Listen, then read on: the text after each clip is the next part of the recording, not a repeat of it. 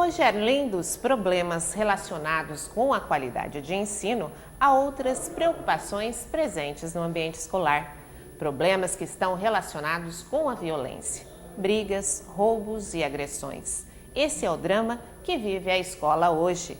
Agora, no Cidadania em Pauta, vamos falar um pouco sobre esta preocupante realidade das escolas e de nossos educadores. A nossa convidada é Marisa Coutri Leles, supervisora da Diretoria de Ensino de Araçatuba. Queria agradecer a sua presença aqui. Também agradeço muito a oportunidade. A senhora tem algum trabalho que trata sobre a violência? Bom, eu sou vinculada à Diretoria de Ensino, que é da Secretaria Estadual de Educação. A diretoria tem à frente hoje o professor Sérgio Luiz Espírito Santo e ele é que autoriza que alguns projetos sejam efetivados na diretoria.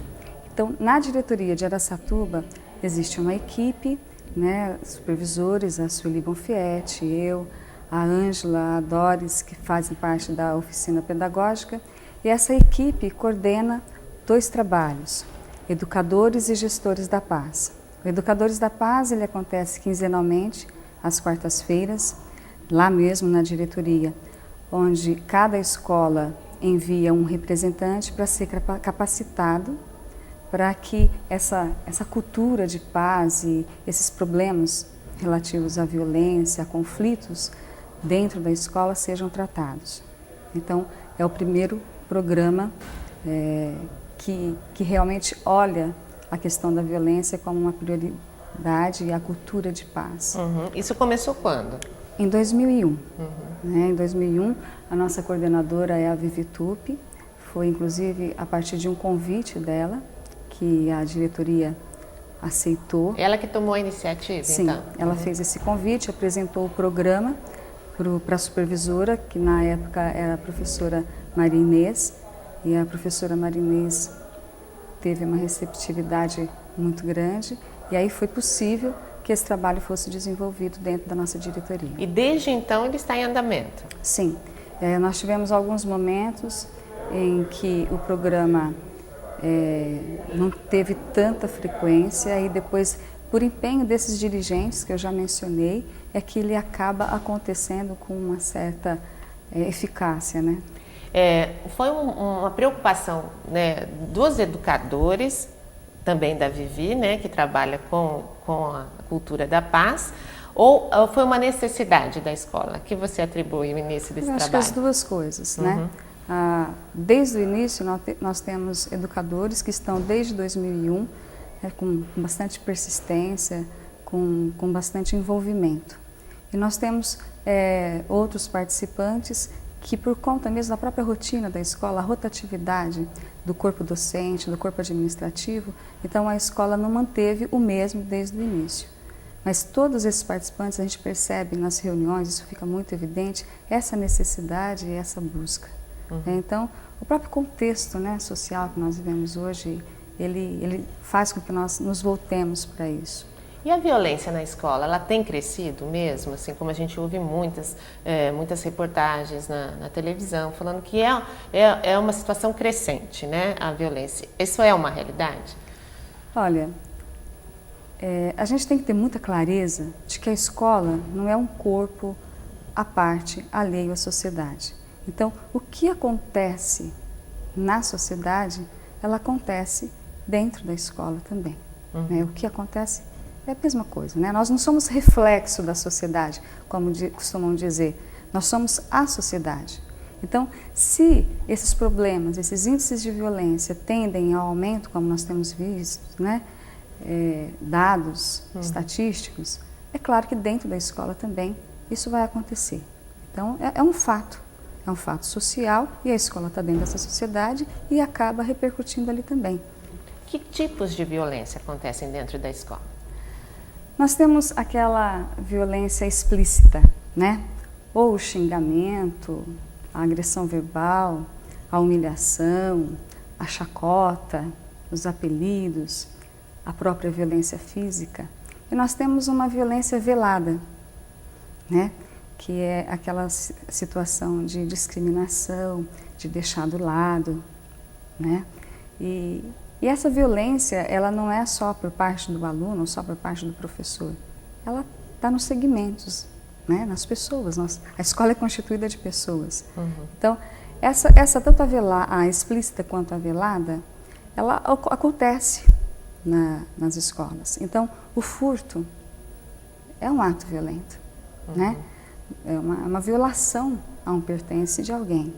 Então, nós temos, né, essa realidade na sociedade e na escola também.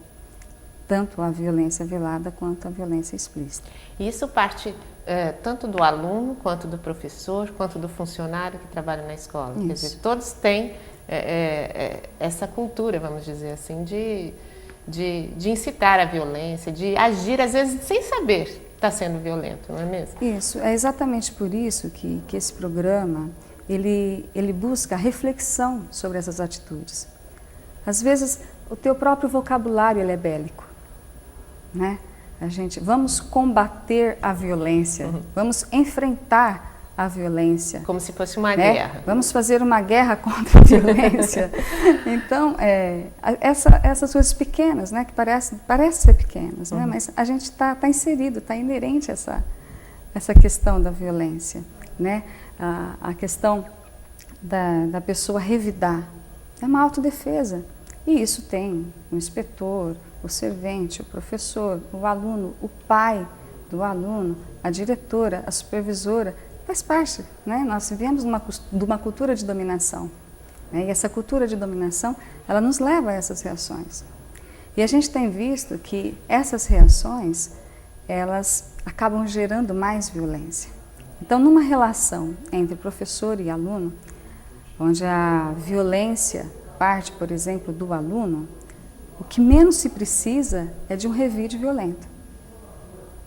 Precisa de uma ponderação, de um bom senso, de um equilíbrio, e não é fácil.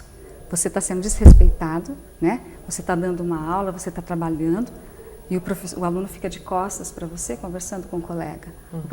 O aluno sai sem pedir licença, e você falando. Né? Você é desacatado, isso é desrespeitoso.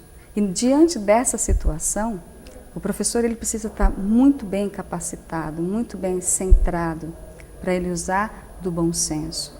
Porque nessa relação desigual, é o professor que deve manter o equilíbrio, é o adulto que deve manter o equilíbrio. E ele não está preparado para isso. A sociedade, nós, indivíduos, não estamos preparados para isso. E é por isso que a gente precisa refletir sobre esses momentos, sobre essas situações, justamente para a gente ter condições de, ao deparar com uma situação dessa, a gente manter o equilíbrio.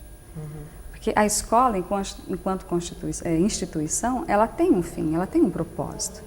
E o propósito não é incitar a violência, pelo contrário, né?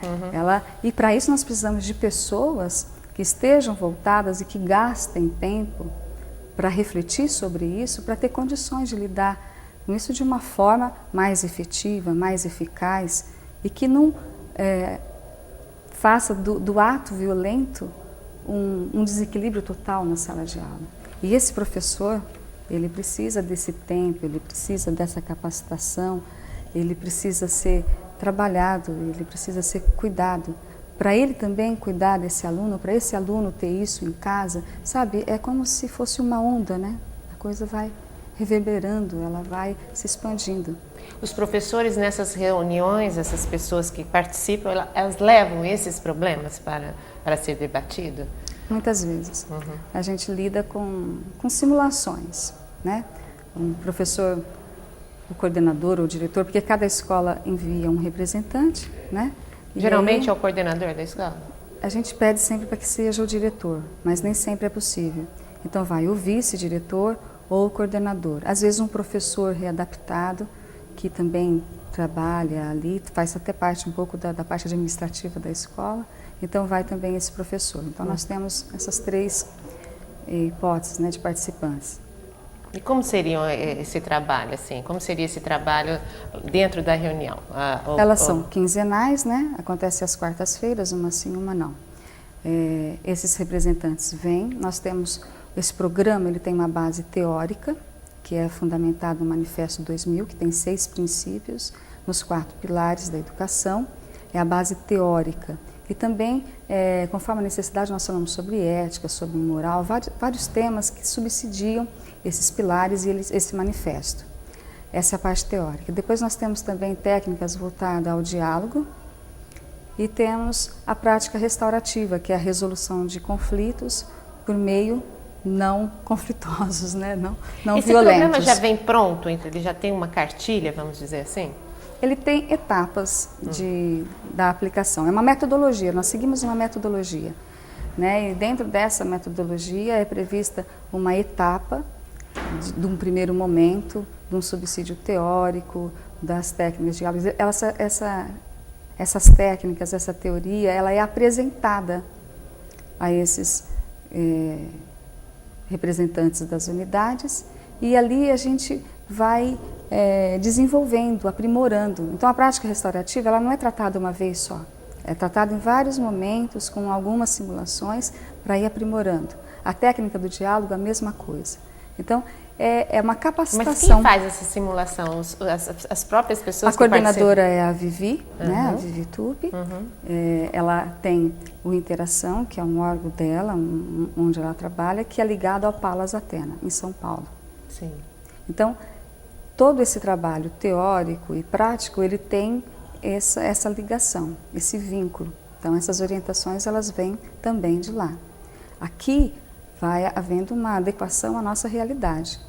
Né? Então, essas reuniões, a gente vai tratando desse subsídio teórico, dessas práticas, de acordo com a nossa realidade, com as nossas necessidades. O educador traz a realidade que acontece na escola, por exemplo, dentro da sala de aula, uma situação de violência. Ele traz para o grupo e o grupo vai falar sobre o assunto. E as técnicas vão ser colocadas de como tratar isso. É mais ou menos assim? É mais ou menos assim. Então, mediante uma situação, problema, nós vamos tratá-lo sempre considerando aqueles princípios, aqueles pilares, aquelas práticas. Então, sempre ele vai ter como referência esse estudo. Né? E a que ponto chega a violência na escola? Vocês devem ter exemplos, muitos exemplos ali que os educadores trazem, né? Eu queria saber um pouquinho sobre isso, mas depois do nosso intervalo. A gente volta já já.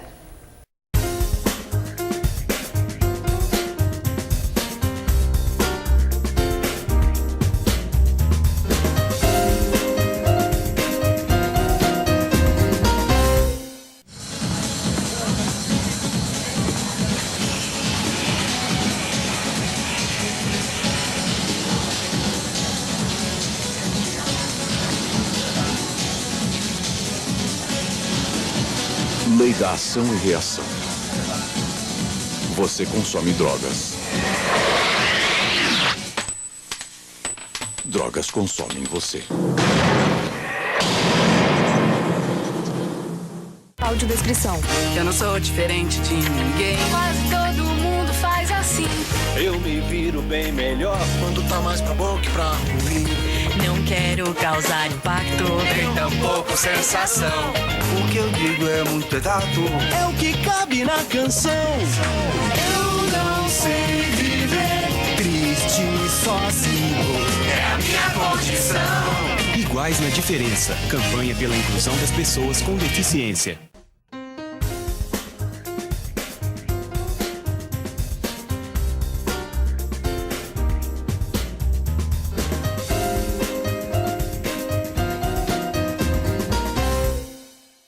Hoje no programa Cidadania em Pauta, o assunto é violência na escola. E a nossa convidada é Marisa Coutre Leles, supervisora da Diretoria de Ensino de Araçatuba.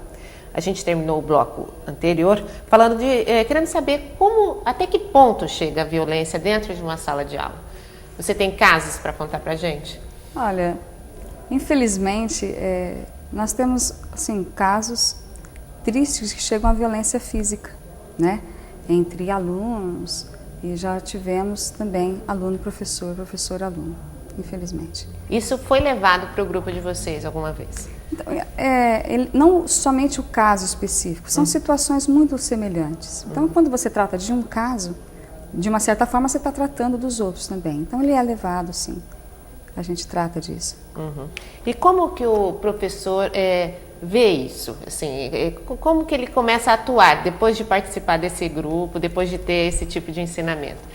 Então, ele fica mais centrado, ele busca se judiar menos, né? Porque o professor, de uma certa forma, dentro desse contexto desrespeitoso que muitas vezes ele lida, ele se sente violado, né? A autoestima, às vezes, não é adequada. Então, quando há momentos de reflexão para que ele se veja enquanto indivíduo, enquanto protagonista, porque numa relação de conflito é ele que deve conduzir, é ele que deve gerenciar, ele é o professor. E é por isso que nós somos professor. Mas há muito mais pressão em cima do professor do que do Sim, próprio aluno, né? Exatamente. Há uma tendência até da culpabilidade. A culpa ser do professor, o que é um absurdo, não é? O professor, ele está ali numa situação que, a partir do momento que ele é mais capacitado, que o próprio corpo docente ou a própria direção possibilita a reflexão, leva a questão da violência a sério.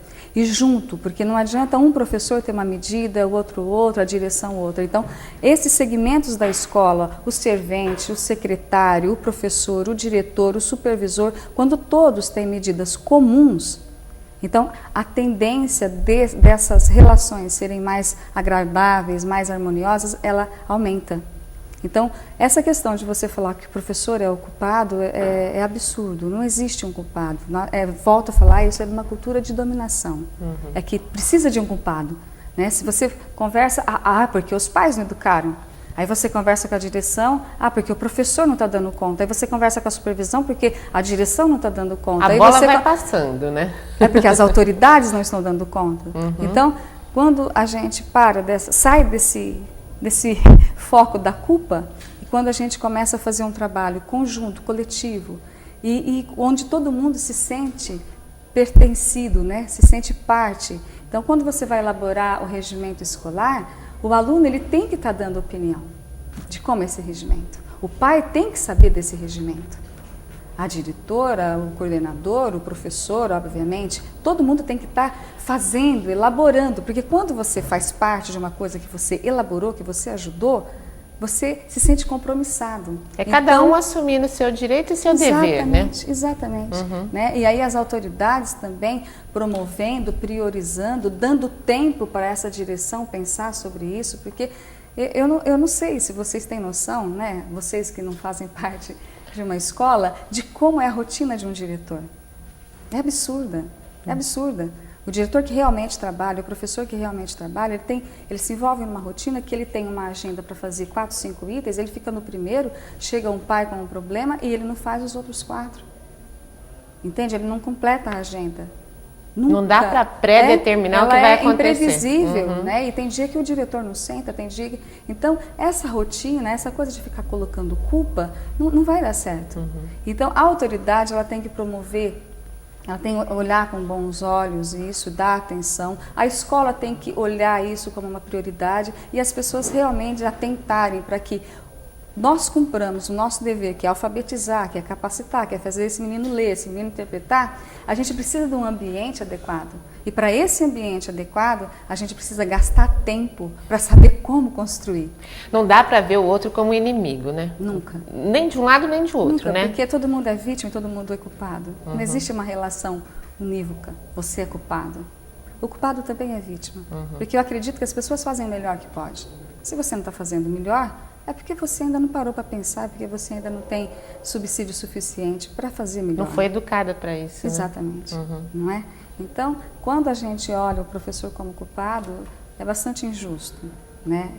É essa autoridade, é essa secretaria, é a polícia, são os órgãos assistentes à criança e ao adolescente, que é o CREAS, o Conselho Tutelar, a polícia, todo mundo está muito junto para a gente fazer um trabalho. Porque se você imaginar assim, o tanto de instituição, tanto de órgão, tanto de ONG que nós temos aqui na nossa cidade, tratando da violência, tratando do adolescente, tratando dos desabrigados. Todas as consequências disso, todo mundo né? tá tratando, mas está todo mundo assim. Cada um no seu Em canto. Araçatuba, a gente tem os gestores da paz, que também nós somos os pioneiros no estado de São Paulo, em estar tentando dar mão, está ficando junto, está pensando junto ações mais eficientes, mais Isso eficazes. realmente está acontecendo? Está acontecendo. É claro que, como é novo, a gente está aprendendo. né? Mas, para você ter uma ideia, nós nos reunimos às últimas sextas-feiras de cada mês, né? Todos esses órgãos que eu falei para você, o CREAS, o Conselho Tutelar, a Promotoria, a Polícia Militar, a Secretaria da Saúde, a Assistência Social, tenho até medo de esquecer alguém, o Fórum, né? Então, são todos os segmentos que tratam do adolescente, que tratam da violência, que enxergam que isso precisa ser tratado, precisa ser cuidado, precisa se gastar tempo pensando como resolver. Porque isso tem ou o poder de amenizar. modificar tudo, Sim. né? Então, nós estamos, assim, de uma certa forma, a nossa diretoria é pioneira nisso, chamando essas pessoas, e o mais agradável, o mais maravilhoso é que essas pessoas estão vindo, né?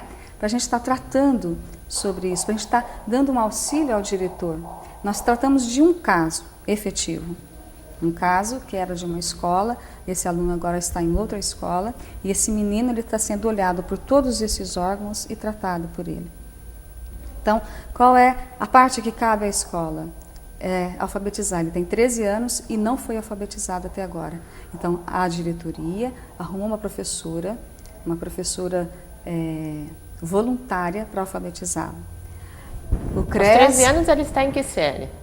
Deveria estar na 7ª. Sim. Está na 5ª. Sim. Não está alfabetizado. O CREAS, como ele cuida da prestação de serviço que ele presta no zoológico, cuida desse menino lá no CREAS. A assistente social cuida, entende? A polícia, todo mundo olha para esse menino. Nós nos encaminhamos para o projeto Guri. Então, nós articulamos para cuidar desse menino. É o primeiro caso.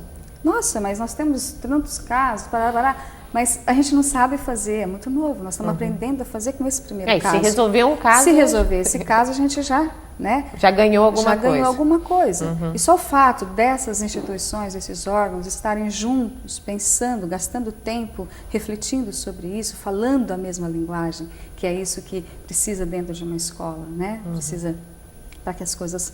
E passando, sabe essa coisa da culpa? Mas é a mãe que não educou, mas é a polícia que não prendeu, mas é o professor que não educou, é a escola que não alfabetizou. Então, quando a gente sai desse lugar e atua, cada um fazendo a sua parte, cada um procurando demonstrar o bem-querer que nós temos por esse menino, né? Que essa relação do bem-querer, ela tem que ficar muito clara para um aluno. Então, quando é feito isso, os resultados começam a acontecer. E aí essa visão do professor culpado, que é absurda, ela se desmancha, porque na verdade não existe culpado. Né? A gente está todo mundo no mesmo barco. Né? O que a gente precisa é estar mais junto e gastar tempo olhando para isso. Porque um professor não pode chegar numa sala com papel jogado no chão ou numa situação de conflito e começar a dar aula. Hoje nós sabemos que professores gastam 5, 10, 15, 20 minutos até botar a sala em ordem para começar a dar a sua aula. Então, nesses 5, 10, 15 minutos, ele vai tratar também, não é do conteúdo, não dá para história, ignorar, matemática. Né? Infelizmente, nós hoje temos um outro contexto. Foi um tempo que nós chegávamos isso era o mais importante. Bom dia, bom dia. Hoje nós vamos tratar de concordância nominal. E falava de concordância nominal, acabou. Você não precisa cuidar do menino que estava com o olho roxo, ou do menino que te agrediu, ou do menino que te deixou falando sozinho e foi embora. Você não precisava tratar disso. Então, se essa é a realidade que nós temos, é para isso que nós temos que nos voltar. Então não adianta o professor, o diretor, a mãe, mas aquela escola que era boa, aquela escola que não sei o quê. Eu acredito que nós não estamos num caos generalizado, porque a escola ainda faz uma boa parte. Porque o ser humano ele tem que estar preparado para viver no mundo real. Quer dizer, a escola tem que preparar ele, assim. né? Então agora, antes da concordância nominal, eu tenho que botar minha sala em ordem. Porque eu não posso falar de concordância nominal com dois meninos caos, né? se atracando. Né? E para eu conseguir instaurar esse ambiente, eu tenho que estabelecer uma relação de confiança entre mim e os meus meninos. Isso precisa que haja, né? Esse bem-querer do professor, ele tem que estar explícito, porque quando eu me sinto respeitado, quando eu me sinto querido, eu desarmo um pouco. Isso, eu ia te perguntar agora, o impacto que esse professor, que está mais equilibrado, causa no aluno, que impacto que é esse? Você já tem exemplos disso? É maravilhoso, é abençoado, porque quando o professor, ele tem esse centramento, esse bom senso, esse equilíbrio que não é fácil, E que é por isso que eu volto a repetir, nós temos que gastar tempo buscando isso. O professor tem o direito de ter essa capacitação, de refletir sobre isso, até mesmo para ele não se sentir culpado, porque ele não é culpado. Então, quando ele consegue estabelecer essa postura de equilíbrio, de bom senso, num momento conflituoso, num momento violento, é mágico, porque a gente consegue perceber o quanto esses meninos aprendem. Porque, na verdade, esses meninos não têm boas referências e ninguém dá o que não tem. Então, o professor precisa ser, o diretor precisa ser, o servente precisa ser, o supervisor precisa ser essa referência.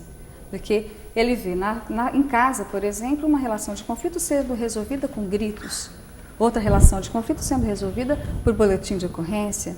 A gente vê, por exemplo, num filme, a morte, né? Uma novela, tem que matar para resolver o problema. Né? Então, está presente o tempo todo. Resolver o problema, você precisa ou exterminar ou fazer um boletim. Na verdade, não se resolve o problema, né? Fazendo isso.